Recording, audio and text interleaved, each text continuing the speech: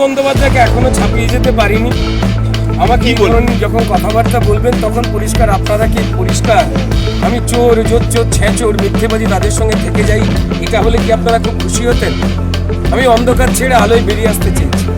Class 8-এই যদি বলেন যে সারা জীবন থেকে যান, আর আপনাকে গ্র্যাজুয়েট হতে হবে না, মাস্টার ডিগ্রি পেতে হবে না, এটা যদি কারুর আনন্দ হয়ে থাকে তো তাহলে ঈশ্বর তাদের মঙ্গল করে।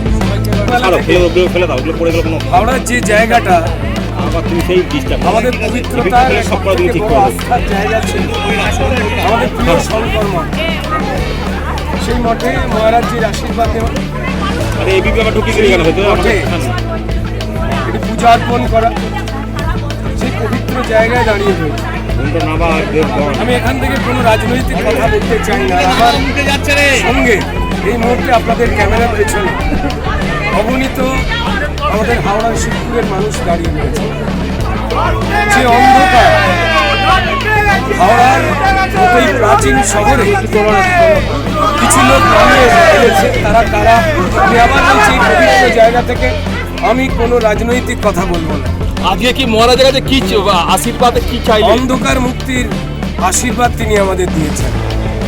যে অরাজকতার পরিবেশ তৈরি হয়েছে, কার্যত আমাদের এই হাওড়া যে পুরনো শহর শিবপুর, যার মধ্যে একটা খুব গুরুত্বপূর্ণ জায়গা বিধানসভা, আমরা সেখানে পরিষ্কার যেন নরককুণ্ডে বাস করছি।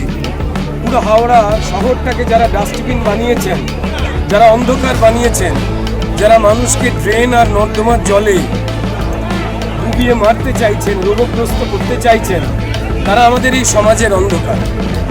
তাদের কাছ থেকে মুক্তি চাইছেন সমগ্র মানুষ। চিরকাল কিছু অশুভ শক্তি থাকে, তারা এক এক সময় এক এক ছদ্মবেশ পাল্টে পাল্টে আসে। তেমনই শিবপুরে কেউ ছদ্মবেশ পাল্টে আসবার চেষ্টা করছে, যাতে যারা অন্ধকার তৈরি করেছিল যেন তাদের চিনতে অসুবিধা হয়।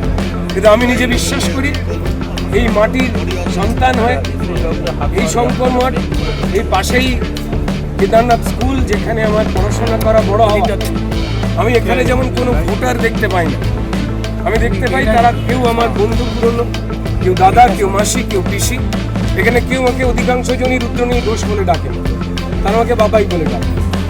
আমার খালি মনে হয় যে যে অসুবিধে তারা রয়েছেন, সে অসুবিধে আমার আত্মীয়, আমার স্বজন, আমার যারা প্রতিবেশী তাদের। তো সেই অন্ধকার দূর করার যে প্রয়াস, যে ইচ্ছা, তা সবার মনে রয়েছে। ঈশ্বর বলেন যে অন্ধকার দূর করো, আলো আনবার জন্য লড়াই করো। 2024 সেই আলো আনবার জন্য লড়াই করা।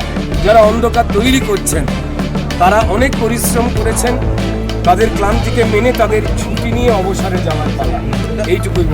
Social media